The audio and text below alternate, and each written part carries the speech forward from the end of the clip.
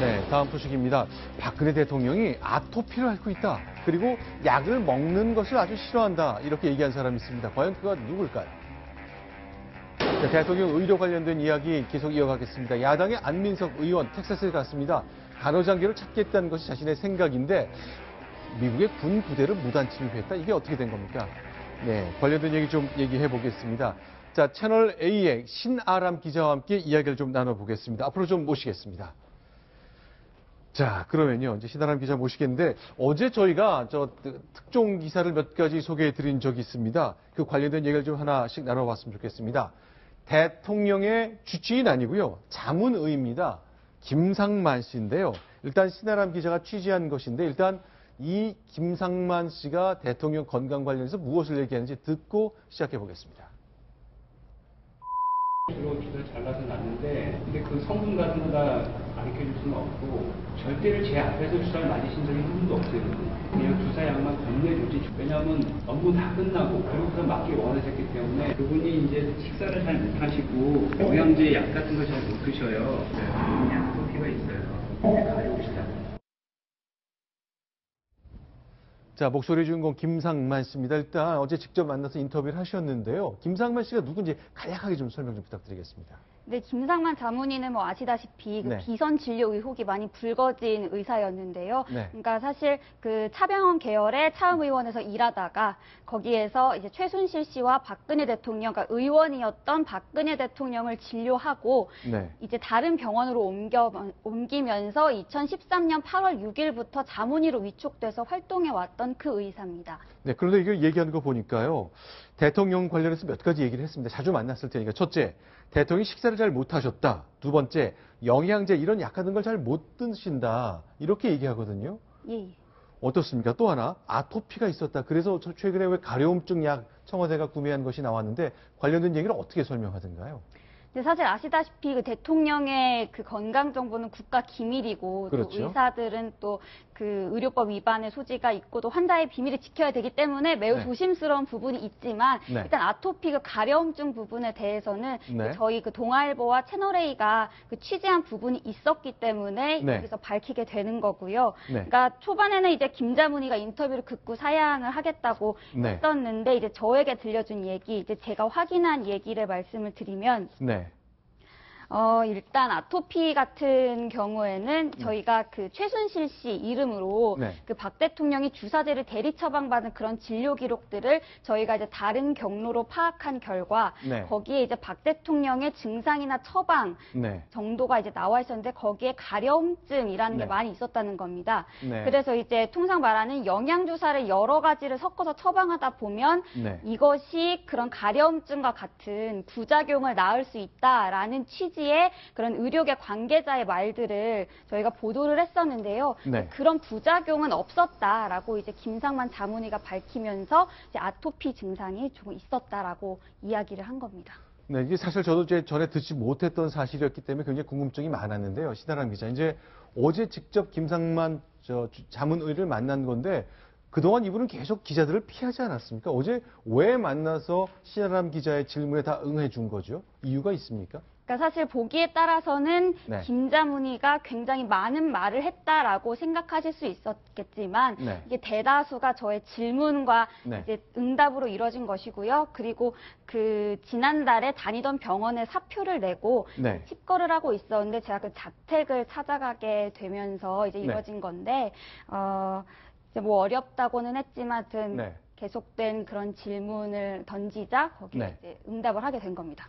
그런데 지금 보통 이제 방송 기자가 인터뷰를 할 때는 왜 카메라 기자도 같이 동행을 해서 실제 말씀하는 그 내용을 다 촬영을 하는데 지금 보니까 촬영은 없고 소리만 있네요. 그건 왜 그렇죠?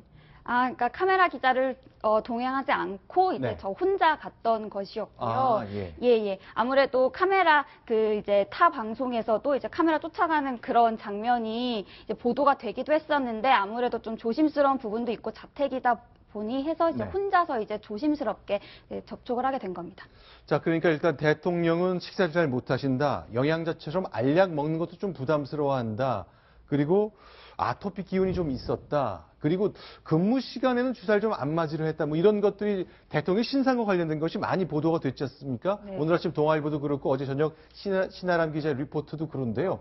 청와대에서 혹시 이 기사 관련해서 좀 반응을 내놨습니까? 어쨌든 뭐 1급 기밀에 해당하는 정보라서 그런지 네. 곧바로 반응을 내놓진 않았는데 지금 신 기자 얘기를 들으면 생각난 것이 네. 그 박 대통령이 식사를 잘 못한다는 얘기는 이미 뭐 청와대에선 다 알고 있는 얘기였습니다. 아, 기자들은. 그런가요? 왜냐하면 식사량이 의원 시절부터 굉장히 소량이었습니다. 저 김상만 의사가 얼마나 이렇게 박 대통령을 돌봤는지 모르겠지만 정말 뭐 어떤 여성 의원의 표현에 따르면 세모이만큼 먹는다라고 할 정도로 식사량이 평소에도 되게 적은 분이었다 그러거든요. 네. 근데 어쨌든 청와대에 가서 굉장히 과중한 업무가 있었던 거는 분명한 사실이고, 그래서 의료적인 도움을 저런 부분에서 받지 않았을까, 뭐 그런 생각을 뭐 저의 추측입니다만 해봅니다. 자, 그러면요. 이제 이 김상만 씨, 신하람 기자랑 어제 이제 단독 인터뷰를 했는데 또 이런 얘기도 해놨습니다. 자기가 주치의들이 쟁쟁한 주치의가 있는데 왜 자신이 자문의로 영입이 됐는지 직접 얘기했거든요. 그것도 잘 들어보겠습니다. 지금 주치의들이 치료하는데 자기가 만족감이 없어요. 그래서 저한테 전화가 왔어요. 기사한테. 혹시 들어와 줄 수 있냐고. 그래서 들어가기 시작했던 거예요. 그게 다예요. 안봉근 비서였죠. 변호사하고 대통령은 사이가 좀 안 좋았어요. 그래서 들어가기 시작한 거예요. 자, 그러니까 안봉근 비서관이 자신한테 연락해서 왔는데 대통령이 주치의 치료에 대해서 만족하지 않는다. 근데 대한민국 최고의 의사들이 주치의를 맡는데 왜 그런지 모르겠는데 뭐라고 설명하던가요? 일단 제가 생각해 의료계 관계자의 말을 빌리면 네. 이제 박근혜 대통령이 이제 영양주사 네. 영양주사 관련된 부분에 대해서 이제 언급을 네. 하면서 네. 네, 영양주사에 대한 언급을 네. 하면서 네. 이제 그런 대체의학 또는 기능의학이라는 부분이 있지 않습니까? 네. 그러니까 영양주사들은 사실 이런 정통의학에서 잘 이렇게 인정하지 않는 그런 경향이 있다고 합니다. 그러니까 다형 태반 주사라면 뭐 흔히들 이제 시중 병원에서 맞기도 하는데 이 세브란스 병원장 출신의 이병석 주치의는 맞지 마십시오. 그 효과도 없습니다. 이렇게 거절을 했다는 얘기네요. 네, 그러니까 이병석 병원장이 이제 그 초대 주치의였는데요. 네. 그 대통령이 태반 주사를 놔달라고 먼저 요구했지만 이거를 완곡하게 거절했다라고 한 언론에서 보도가 나갔고 네. 그 다음 날 이제 서울대 병원 측에서 네. 그 원장의 지시로 이제 언론에 밝힌 내용은 네. 해당 기자를 만난 적도 없고 이렇게 말한 적도 없다라고 이제 해명을 했지만 네. 사실상 이제 최근 2년간 청와대가 들여온 영양 주사가 410개에 달하거든요. 네. 그리고 또 이미 김상만 자문의가 최순실 씨 이름으로 박근혜 대통령의 주사제를 대리 처방해 간 사실도 이미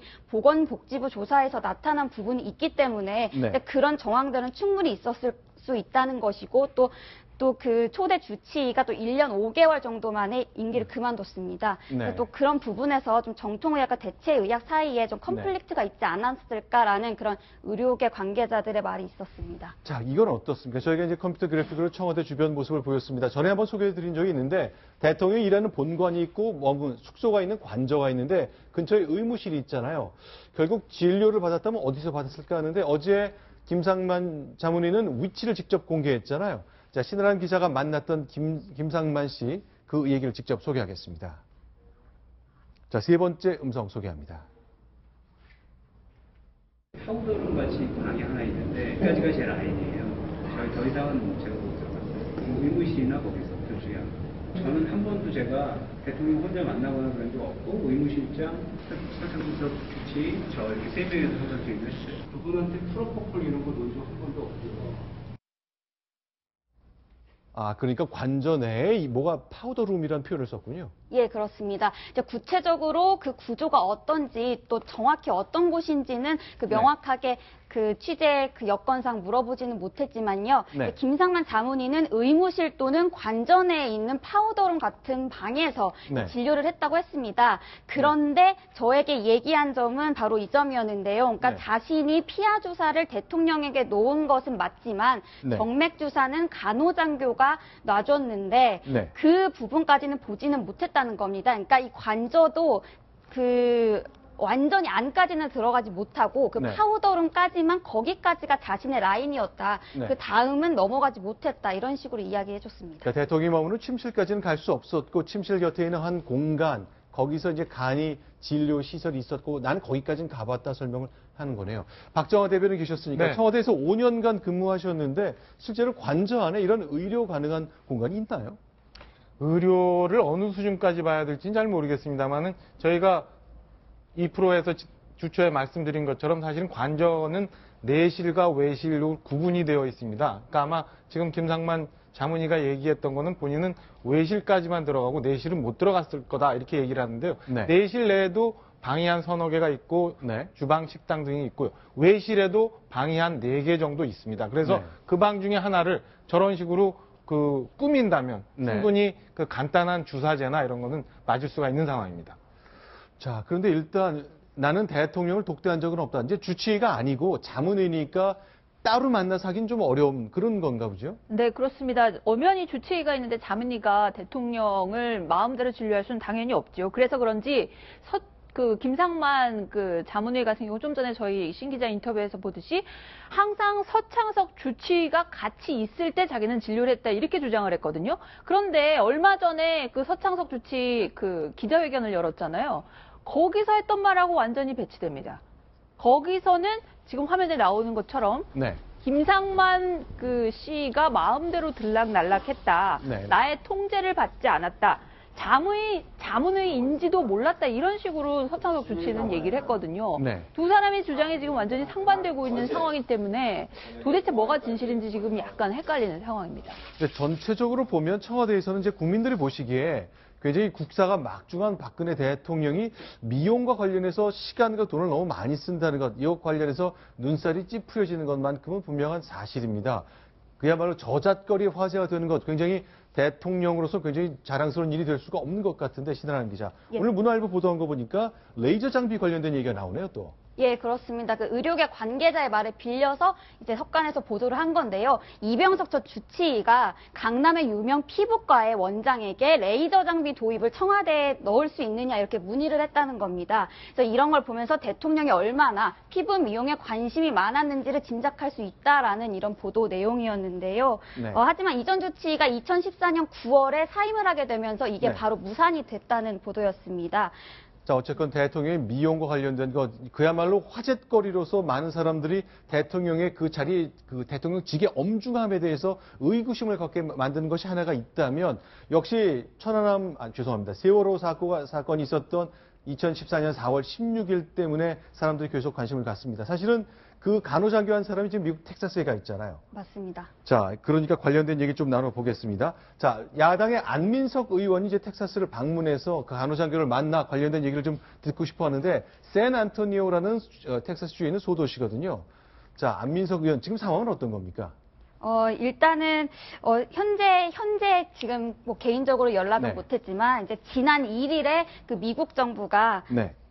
일단 아사히 신문부터, 보도부터 좀 말씀을 드리겠습니다. 네, 오늘 아침에 아사히 신문 나온 거 보니까 예. 안민석 의원이 샌안토니오에 미군 기지에 갔는데 그 기지 관계자 차량에 동승해서 일단 기지 안으로 들어갔다는 얘기입니다. 네, 맞습니다. 여기 과정에 좀 문제가 있었습니까? 예, 그러니까 부대 출입증을 가지고 있는 교민의 차를 타고 동승해서 사전 허가를 받지 않았다는 건데요. 그래서 사전 허가를 받지 않고 조대가 있을 곳으로 이제 열심히 찾아다니다가 헌병에게 적발돼서 현장에서 쫓겨났다는 겁니다. 근데 이 점이 이제 국회의원이라 해도 사전 네. 허가를 받게 돼 있는데 이제 사전 허가를 받지 않고 들어간 점이 이제 문제점으로 크게 지적이 된 겁니다. 자, 지금 보이시는 저곳 샌안토니오, 미국 텍사스주에 있는 그 군부대고 그 안에 의료시설 있고 그 안에 숙소가 있기 때문에 저 안에 머물고 있는데 열심히는 했나 보네요, 안민석 의원이. 그런 거죠?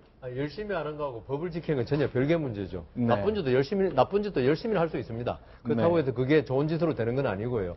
그런데 지금 저는 이게 오늘 어젠가요? 네. 박정희 대통령 생각 불지른 사람도 있었지만은 네.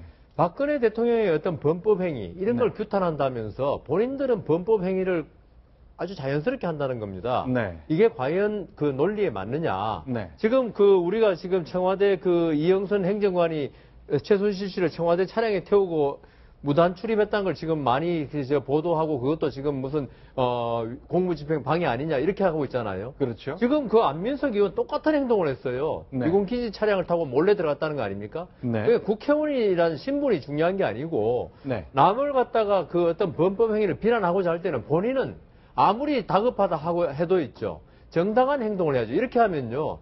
본인의 그 남을 비난하는 본인의 그 행동 자체가 비난받아 버리면은 그 도덕성이 상실되기 때문에 결코 옳지 않다고 봅니다.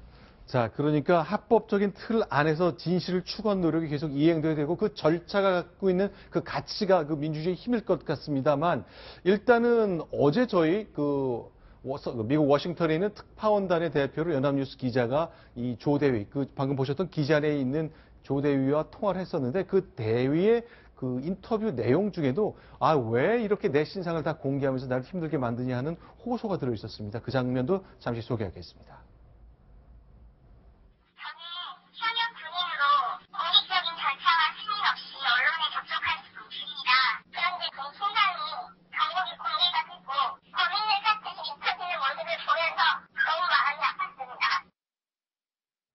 자, 이렇게 지적을 받습니다만 사실은 이제 뭔가 그동안 진실을 밝히기 위해서 쭉 쫓아왔던 안민석 의원은 굉장히 답답했던 모양입니다. 인터뷰를 하는데 내가 대한민국 국회의원인데 왜 나는 안 만나고 언론과 인터뷰를 합니까? 라고 문제 제기를 하네요. 들어보겠습니다. 느닷없이 이제 기자회견을 했는데 저는 언론 플레이라고 보고 있어요. 대한민국 국회의원은 만나지 못하면서 언론 플레이 이렇게 하는 세상 천지에 이런 군인이 어디 있어요? 세상 천지에 대한민국 국회의원은 만나주지 않고 기자와 인터뷰하는 군인이 어디 있느냐라고 말을 하네요. 우리나라 지금 세계 10위 경제대국이고 OECD 국가인데 우리나라 국회의원, 우리나라 정치가 딱 저 수준밖에 안 된다는데 굉장히 씁쓸함하고요. 네. 우리 국민들 지금 촛불 들고 막 하고 있는데 대통령 옆에서 호가호위했던 최순실에 대해서 갑질한다고 얘기를 하는데 저게 바로 그 지탄받아야 되는 갑질 아니겠습니까? 좀 안타깝습니다. 그 국회의원이면 네. 본인의 동의 없이도 마구 국회의원이 물으면 무조건 인터뷰해야 되는 겁니까? 그거는 법에 무슨 국회의원이 요구하면 무조건 인터뷰하는 법 규정도 있는 것도 아니고 네. 이거는 인터뷰하는 사람의 그게 도덕적으로 옳고 그름을 떠나서 있죠. 네. 그 인터뷰 당하는 사람의 어떤 개인적인 자유 판단에 따라야 되는 거지. 네. 국회의원이 좀 전에 우리 박 대변인 말씀하신 대로 무소불위의 권한을 가졌다고 생각하는 이 안민석 의원의 자세도 네. 박근혜 대통령이 잘못 못지않게 이것도 아주 잘못된 사고에 비롯된 것이고 이게 비선 실세로 이어지는 겁니다. 네.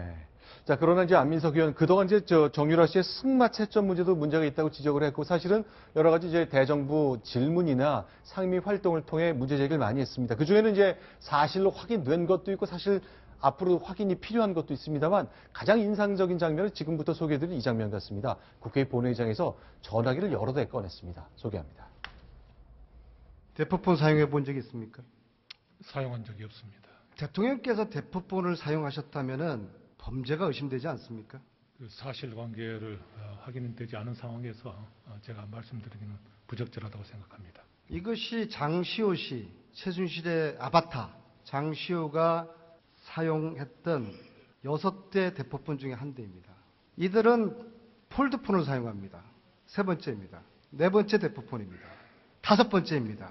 6개를 개설해서 그 중에 하나는 대통령에게 줬다고 생각합니다. 이 대포폰이 장시호 씨가 6대를 개설해서 대통령께도 드렸다는 대포폰입니다. 대통령이 대포폰을 쓴 것에 대해서 어떻게 생각하세요? 방금 말씀드렸다시피 그 사실관계가 확인되지 않은 상황에 대해서 제가 말씀드린 것은 적절치 않다고 생각합니다. 공식 업무폰이 있는데 대통령께서 왜 대포폰을 사용했을까요? 그 사용을 하셨는지 안 하셨는지에 대한 확인이 아직은 안 된 상황이기 때문에 제가 말씀드리기는 적절치 않다고 생각합니다. 사용했다면 국정농단을 은폐해서 하기 위한 수단이었을 거 생각합니다. 이런 분이 대한민국 대통령 맞습니까? 자, 지금 나온 것처럼 이제 우리 국민들이 박근혜 대통령에 대해서 아쉬워하고 분노하고 있는 것 중에 하나가 내 뜻이 좋았다, 난 선이었다고 얘기하지만 그 절차에서 문제가 좀 있었던 거잖아요. 어쨌건 안민석 의원이 열심히 뛰고 있는 건 맞는 것 같습니다만 절차를 지키면서 진실을 쫓는 노력을 누구나 다 그렇듯 국회의원도 해야 될 것 같습니다. 자, 의사 인터뷰에서 시작된 안민석 의원과 관련된 얘기까지 두 가지 소식을 통해 정리해봤습니다. 경제부의 신아람 기자는 여기서 인사드리겠습니다. 고맙습니다. 자, 이번엔 네 번째 소식입니다. 역시 순위 보고 돌아오겠습니다.